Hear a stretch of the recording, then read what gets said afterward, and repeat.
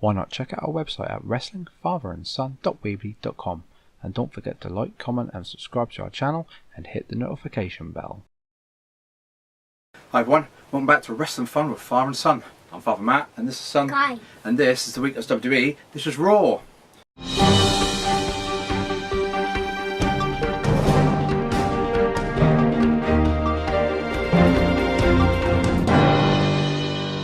Yep, let's say we've just watched Raw.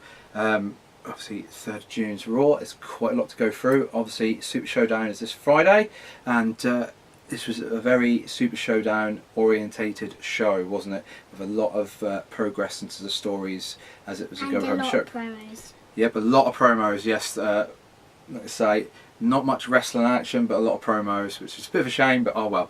Anyway, we'll start off with promos.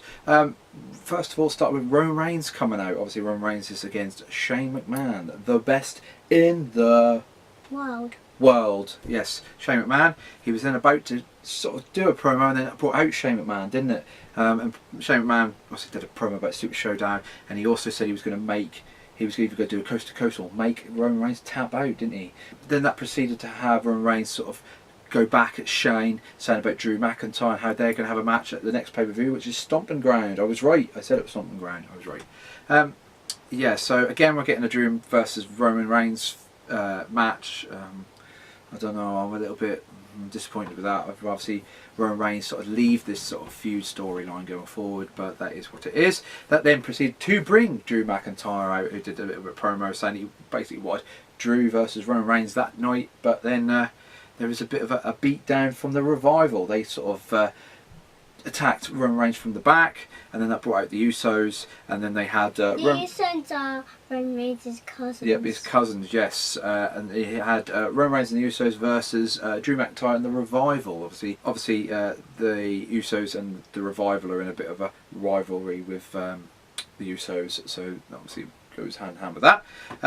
The ending basically was Shane McMahon interfered, didn't he?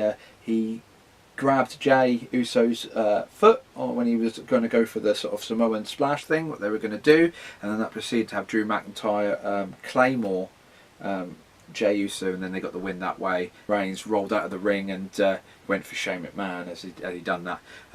Then they had a little bit of a beatdown of Roman Reigns. They did the Shatter Machine. The Revival did the Shatter Machine to Roman Reigns. Then there was a claymore kick. And then Shane McMahon did a spear, didn't he? He used Roman Reigns' own move to add insult to the insult to injury as well. There, didn't it's mocking people. Yep, he was mocking him. Yes. Next, yeah. So actually, before we go on to the next thing, like I say, we have done a predictions, a Super Showdown predictions, and if you like, you can check that video out. I'll put the link up and above my head, the eye. And yeah, we share our views on that match, don't we, and what we think. Next we had Miz TV. The Miz came out and introduced Seth Rollins. Seth Rollins then did a promo about Super Showdown, about Baron Corbin, but also about Brock Lesnar cashing in. Obviously, it was announced over the weekend that Brock Lesnar would cash in his Money in the Bank. So obviously Seth Rollins was a little bit sort of trying to bait him into doing it again. There's a little bit of the same sort of promos. I think that WWE are kind of they're recycling some of the promos they've had. And they show that Brock Lesnar arrived. He was sort of walking towards coming out, and then he sort of walked the other way and sort of infuriating a little bit. I think he's sort of trying to wind him up a bit. So that was how that sort of sequence ended. Next it was a Lucha House Party versus, we don't know. But then obviously Lucha House Party are in that rivalry with Lars Sullivan, aren't they? As they were in the ring, ready for the match, Lars Sullivan came out, didn't he? And he tried to sort of do a bit of a beatdown, didn't he? Over the last few weeks, he's been attacking them, hasn't he? But Lucha House Party done some drop kick. They did a triple drop. Yes, they did a triple drop kick, didn't they? Yes, and sort of knocked him out of the ring, and they had a bit of stare down in the ring. So I think they're trying to hint in that if the Lucha House Party sort of work together, they can kind of beat Lars Sullivan. I think that's what they're kind of hinting at there. Next, we had Becky Lynch come out, do a promo. I wrote down the same promo. It is literally the same promo on Lacey Evans that she's been doing for the last 6 weeks. Then Lacey Evans came out and done exactly near enough the same promo she's done for the last 6 weeks. That brought out Charlotte, who did exactly the same promo she's done for the last 6 weeks. Obviously, they're all three of them ladies have been in the rivalry since before WrestleMania, haven't they, Kai? You know. you know, Evans saying that she's going to take the title and she'll be Becky No Belts, you know, that sort of thing. And obviously Charlotte come out, and then obviously Lacey Evans and Charlotte got a little bit of a feud going as well. So Lacey Evans, I'm not sure, was it a woman's right or not? Because Charlotte kind of just went down. No, you know, we normally do a sort of a woman's right. It's normally that they'll floor the person and they'll be knocked out. She just went down. So I don't know if it was just kind of like they're calling it sort of like a right arm or a right fist, or it was a woman's right. I'm not really too sure. Then they proceeded to have Charlotte versus Lacey Evans. I thought this would happen, but that ended in a DQ finish because Becky Lynch pulled Charlotte out of the ring, then went after Lacey Evans in the ring. And Lynch did what they now call the manhandle slam to Lacey Evans. It used to be a pump handle slam, and then that was how they sort of ended. Obviously no women in the Saudi Arabia show because of their culture, but you never know. One day in the future they may have women over there. We don't know. We'll have to see. So next, Rey Mysterio comes out to relinquish his title, the US title. Obviously, Rey Mysterio's got an injury. We found out it's a shoulder injury now. He did say in his promo it was a reoccurring shoulder injury, which I thought goes against what they were saying about Samoa Joe actually doing it. Well, I think they sort of messed up a little bit there with the script. But then that brought out Joe. Samoa Joe came out and did a little bit of a promo about how Rey Mysterio never beat him at Money in the Bank because Joe's shoulders were up. That then proceeded for Rey Mysterio. He gave up his title to Joe, and then about to leave, Samoa Joe done the Kikina clutch to him and choked him out. Next, Strowman versus Bobby Lashley in an arm wrestling contest, wasn't it? I thought it was a little bit silly, but it is what it is. They did a slip of the grip. They sort of went to grip and then they slipped and they got some chalk. And then for Strowman then to beat Bobby Lashley, he was celebrating with the arms up in the air, turned around, Bobby Lashley grabbed a handful of chalk, threw it in his eyes and did the power slam, which is Braun Strowman's finishing move, isn't it?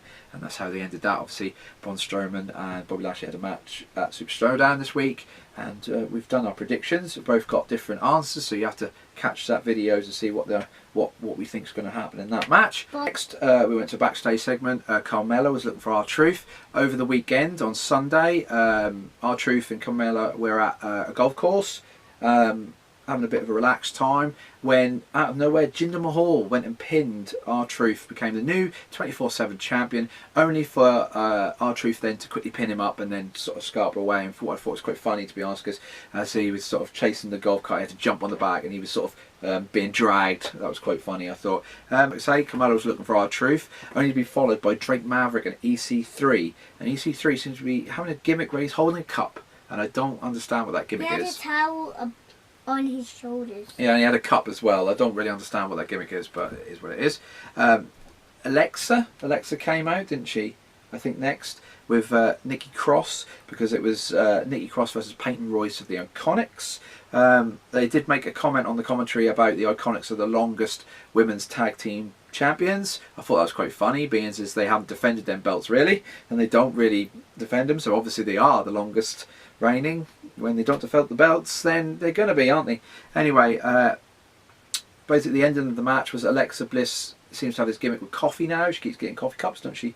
She had the guy bring her down a coffee, and it went everywhere, and then she slipped over it, and then Nikki got the win. Basically, that was how it really ended. And then Alexa Bliss went and attacked Billie Kay in the ring afterwards. So then Seth Rollins come out, didn't he? Did a promo about how he's got a bullseye on his back, and he knew that. For Brock Lesnar's music to hit and no Brock Lesnar to come out, Seth then done back to a promo about how Brock Lesnar used to be the most feared superstar and that he's daring him to cash in. Then Corbin came out, and then they did a bit of promo back and forward, only for Seth Rollins to be distracted again by Brock Lesnar's music. He then turned around to an end of days, and then Brock Lesnar did come out, didn't he, with a chair.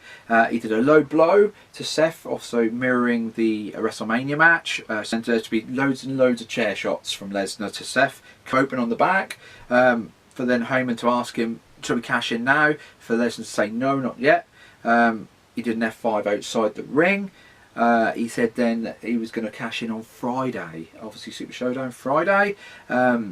He went out of the ring, come back with the briefcase. He attacked Seth with the briefcase and some more chair shots, and that was kind of how it kind of ended. He left sort of Seth Rollins a beaten mess. Seth Rollins was in an ambulance. Yep, they got the stretcher out and they stretchered him into an ambulance. Becky Lynch went in the ambulance. Obviously, in real life, Becky Lynch is Seth Rollins' girlfriend. And that was how they ended that. So not looking good for Seth Rollins going into Friday's Super Showdown match. But we'll see. Later on, Baron Corbin was asked how he felt about it, and he said about, oh, he's done him a favour, but has he? Because he'd have to, if he won, Brock Lesnar's going to cash in on him. So yeah, I think he's been a bit of an idiot there. Anyway, next it is the Yowie Wowie Alert section. It was the Fireflies Funhouse. Again, very good sequence with Bray Wyatt. We had another new character debut. It was Huskus the Pig Boy. I think that's what the name was, Huskus. Obviously, Bray Wyatt used to be Husky Harris. So that's obviously a little bit of a take. And it was all about sort of a fitness thing, wasn't it? He was dressed up like he was a fitness guy. And obviously... He had a shirt called... And on the shirt, it said Wyatt Gym. Yeah, Wyatt Gym. So it's all about fitness. A bit like... sort of them keep fit programs they have in early in the morning. Some back in the day when I was younger, they used to have Mr. Motivator. If you were the UK people, you know who Mr. Motivator is. That's kind of what it reminded me of. He said about the whole world in his hand, which I thought was quite cool. That was a nice little reference to Bray Wyatt of past. And then they did they had the boss. He called him the boss, but we can all tell that that's supposed to be Vince McMahon. He had devil horns. And they did tease that he was going to say, "You'll be fired," which is also another thing that Mr. McMahon says. Then they did a little song. Bray Wyatt, he had a little dance, didn't he? Called the Muscle Man Dance. Can you show your muscles? Can you show your muscles off like that? Yes, that was the Muscle Man Dance. Obviously, I'm not sure if Vince McMahon has a say in this section, this Fireflies Funhouse. I'd have to think that maybe he doesn't have that much input in it, because it's so good. And if you hear some of the comments about the creative, they're saying that it's not that great. I can't see why this is so good if Vince McMahon hasn't a hand in this. It is so good, and I just think that Bray Wyatt's got a lot of say in this bit. But, you know, it was what it is. And you can see that they're taking the mick out of Vince McMahon a little bit, because Vince McMahon obviously likes big muscular men. He liked like Hulk Hogan and Randy Savage back in the day. And you can see this is kind of like that with the poses. He even done like a load of the poses that are Hulk Hogan, didn't he, with the old sort of Hulk up and the sort of arms up the top. That was kind of an homage to Hulk Hogan, and I think they're taking a little bit of a dig at that. But again, a good little sequence. Next it was Triple H come out and Randy Orton, obviously heightening up their match Super Showdown. Did about their history, about 20-year history. Triple H said he's going to kick his backside, and that he was still here while everyone else wasn't, and that Randy Orton wasn't going to be the one to put Triple H down. For Randy Orton to say he was a legend killer, and that he would gladly beat him. And that was kind of how they left it. No altercations, they didn't really need it, to be honest. They've had so much of history, they got it already. And a nice little sequence. Next we had Ricochet versus Cesaro. Cesaro went under the ring to get a ladder. He pulled that ladder, didn't then decide he wanted something else. He pulled out a table for R-Truth to be on the table. He was hiding under the ring all the time. For then Carmella to come out, and then all the roster come out. Then Drake Maverick come out to receive a super kick from Carmella, and then they went into the crowd again, and that was how they ended that bit. And then lastly, it was The Undertaker building up the hype for the Goldberg match. Let's say he didn't really say too much, did he? He just said enough.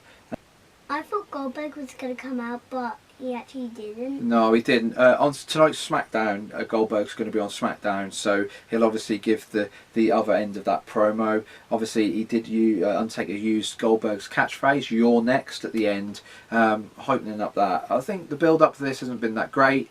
To be fair, they've only just done this one thing, but you know, it is Undertaker versus Goldberg, so I think it's going to be quite good regardless. And that was how they ended Raw. Raw filled this week with promos, to be fair, like Kai said at the beginning of the video. Loads of promos, not enough wrestling. They did heighten up Super Showdown, they did put a lot of work in for the Go Home show. We'll see what happens on SmackDown tonight. We'll see, won't we? And I think we'll have to leave it there. Again, I think it's an average Raw again. A little bit better than last week's, I suppose. There was some good things, especially no stupid Brock Lesnar moments this week. He went back to being a beast this week. So yeah, I think we'll leave it there, won't we? So if you like this video, like, comment and subscribe. And I think we'll leave it there, won't we, Kai? So I'll say goodbye, and say goodbye, Kai. Goodbye. Goodbye.